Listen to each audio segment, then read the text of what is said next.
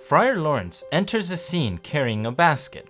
He talks to himself about how he's going to fill the basket of his with herbs, weeds, and precious juiced flowers.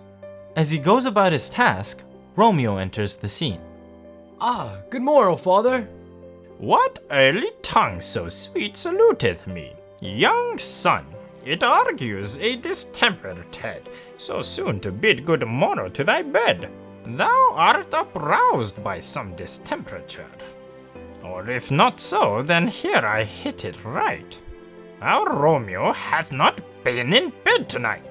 Friar Lawrence predicts correctly that Romeo did not get any sleep last night, but his next concern is completely wrong.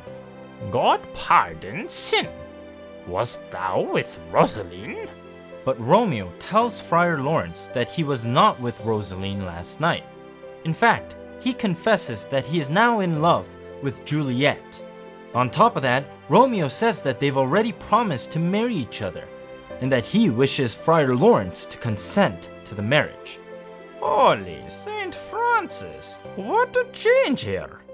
Is Rosaline, whom thou didst love so dear, so soon forsaken? Young men's love then lies not truly in their hearts, but in their eyes. Friar Lawrence scolds Romeo for a while and tells him that he was quick to replace his love.